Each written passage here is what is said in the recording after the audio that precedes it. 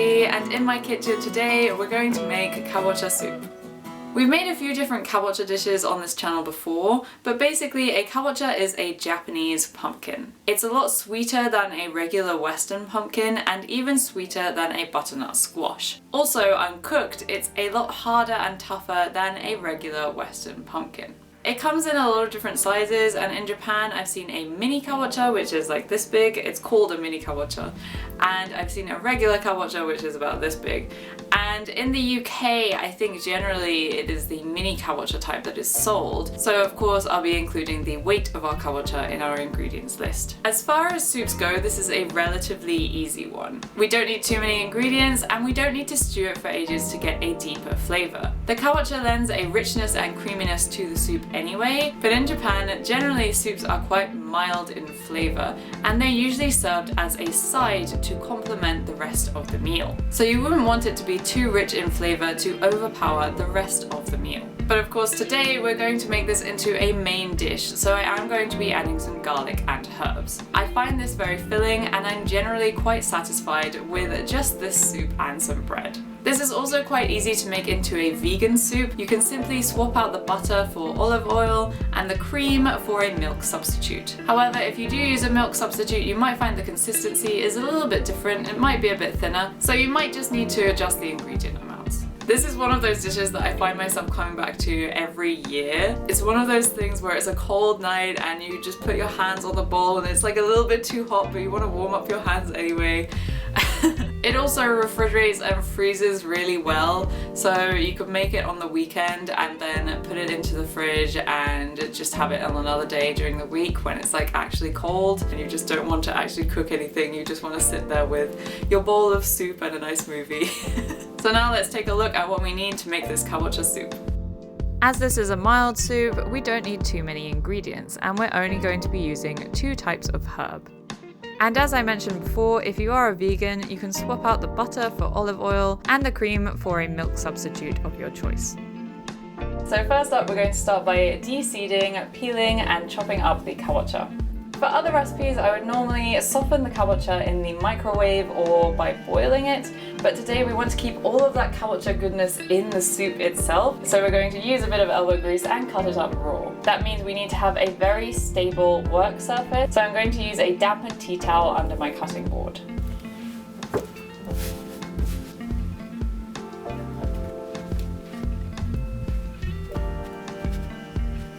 I bought this kabocha already halved, so I'm going to just start by deseeding it.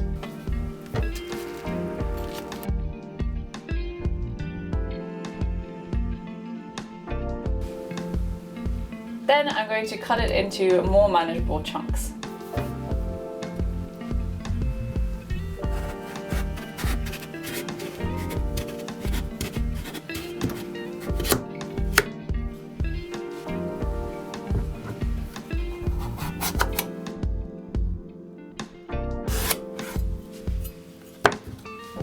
And now we're going to take off the skin. To do this, make sure that you make it nice and stable by putting the kabocha onto its flat side. And then cut it off as close to the skin as possible. We want to keep all of that tasty kabocha flesh for the soup itself.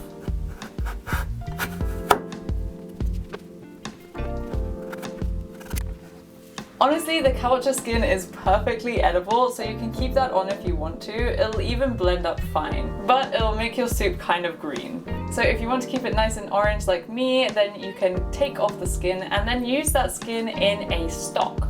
It's actually kind of funny because I'm using a vegetable stock today that had kabocha skin in it, so it's kind of like kabochaception. And once we've taken off all the skin, we're just going to cut it into relatively equal chunks. It doesn't really matter how they look because they're just going to be blended up later.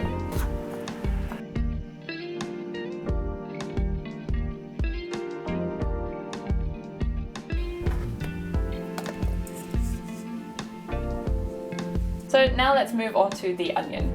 We're going to finely dice our onion. So we're going to start by cutting it in half and removing the skin. Then keeping the root on so that everything stays together, we're going to chop it horizontally a few times. Then we're going to chop it vertically.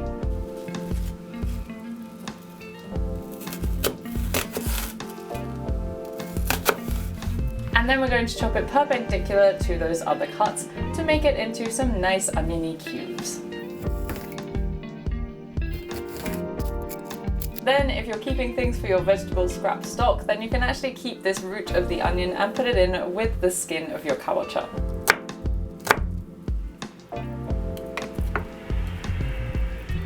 Then we'll just grate some garlic.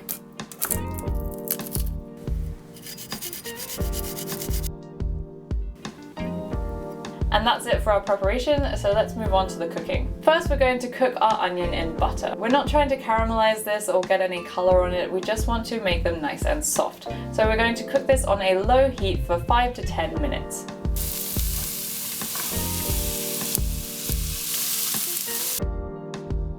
I usually find that this takes about 8 minutes. Then, when everything's nice and soft and buttery, we're going to add in our grated garlic. And we'll just heat this grated garlic through for about 30 seconds until fragrant. This is where there's a hint of European flavor to this because usually there's not much garlic in a Japanese recipe. I'm trying to keep this relatively mild, so I'm not using too much garlic, but if you love garlic like I do, then I highly encourage putting in more. Now we're just going to add our kabocha to the pot and let it get to know those onion and garlicky flavors. We're just going to saute this for about 2 minutes until it's nice and coated.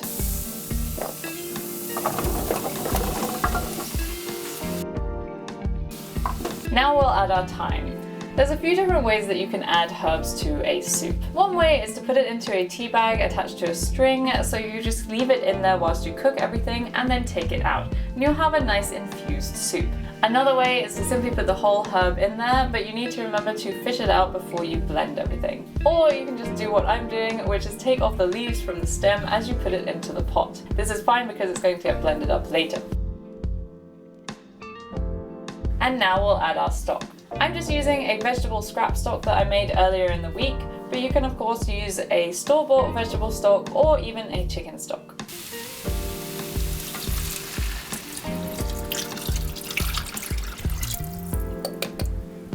Then we'll bring that up to a boil. Once it gets up to a boil, we're going to lower the heat and put on the lid and let it simmer for about 10 to 15 minutes, or until the kabocha has softened.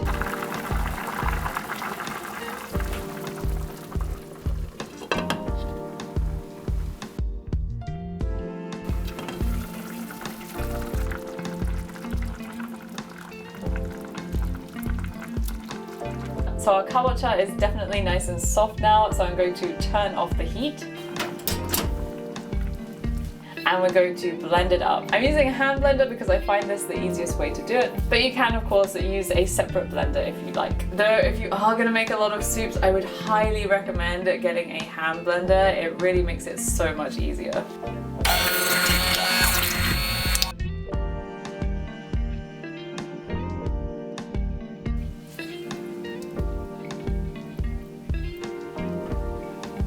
And now we're going to add the cream and put it back onto a low heat. We just want to heat the soup through, so don't let it boil because it will affect the consistency of the soup, and you also might have a bit of a panic when the soup starts to rise.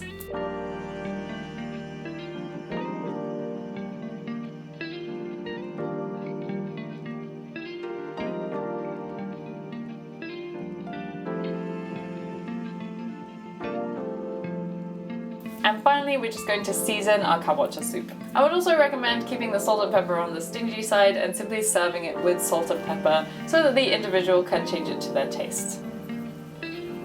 So now all that's left to do is plate it up, or bowl it up, and serve it with some bread and a little bit of parsley. And there's our autumnal kabocha soup. It's warming, silky smooth, and creamy. Of course, you can thin it down if you want to, but I prefer the satisfaction of this hearty soup. That's it for today, so I'll see you next Sunday.